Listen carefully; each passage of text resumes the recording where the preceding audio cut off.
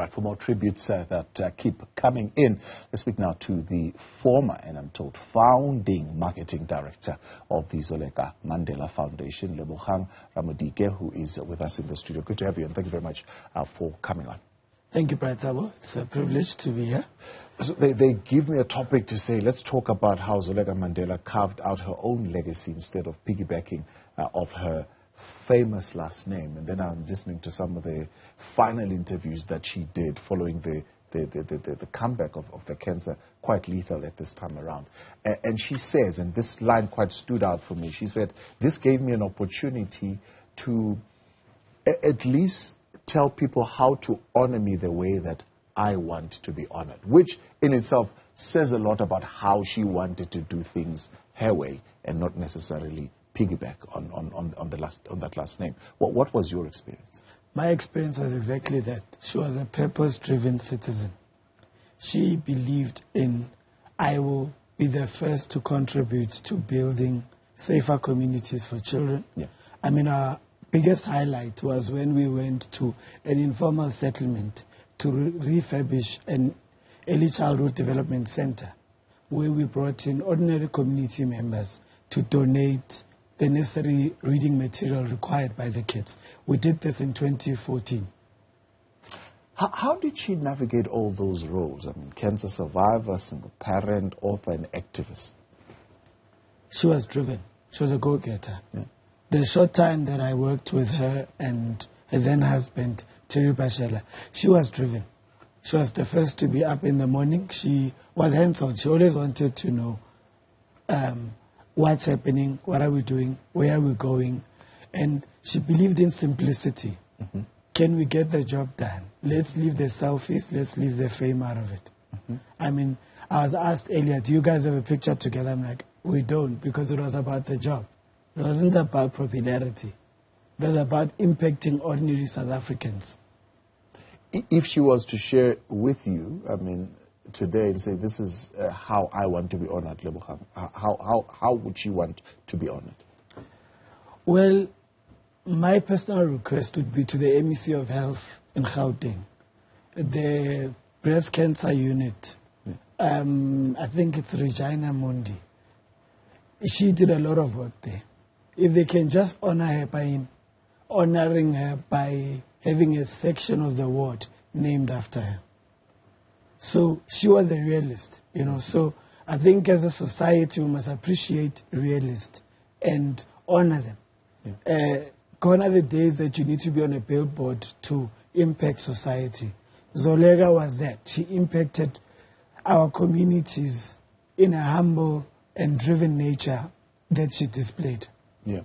So one of those conversations also she had in her last moments, I think this was earlier on in April maybe, if not later, where she says, this gives me, for example, an opportunity to talk about how I want my kids to be taken care of, but also, which of course reveals her heart, things that are important to her, how I want the work of my foundation to continue.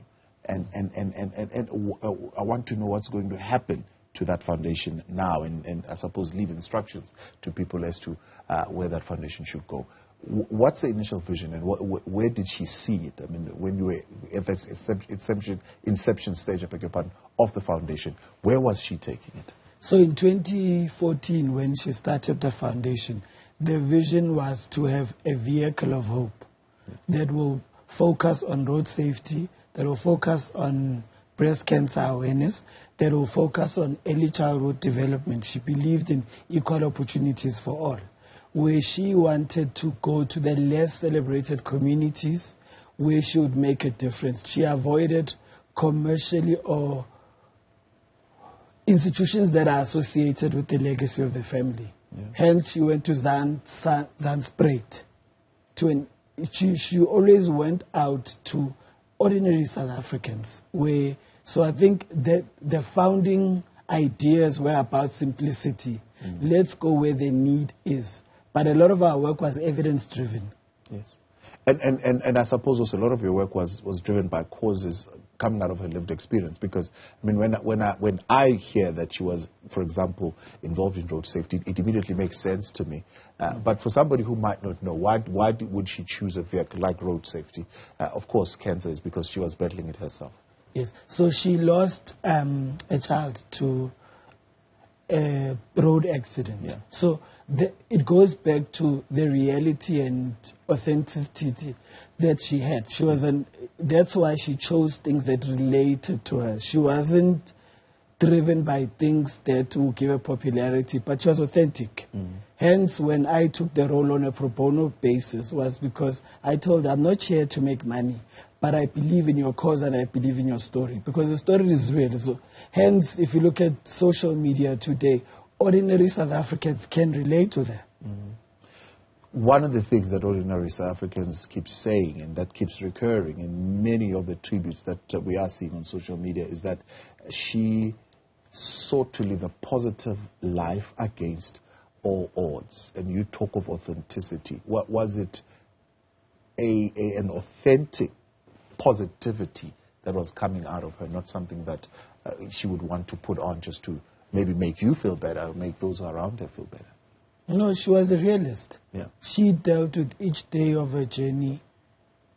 And one of the good qualities that she has is she's a very friendly and confident person. So she doesn't let things push her to the corner. She wakes up and she shows up to fight the next battle. Yeah. It's a character, that's her. So there was no rehearsal for the media. And if you look at a lot of her social media content, there was no makeup when she recorded those things. It demonstrates how she was just living her life and being true to her cause. And how did, I mean, how did it impact your work as a marketer to package that in terms of how you would position her and her story? So it was easy because we worked on her strength. Humility was her selling point. Yeah. So even when we went to do client presentations, she would form part of the delegation. You didn't just rock up alone. She was there with you. When we went to the Badisa Daycare Center, she was part of the inspection team to see what would be donated. She was the first to arrive in the morning on Mandela Day when the stuff were handed out. So she didn't arrive with blue lights. She drove herself.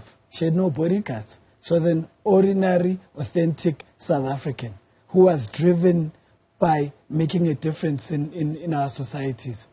Yeah, clearly impacted you in a significant way, the fact that you would even come at this hour and want to be here in person and share this story.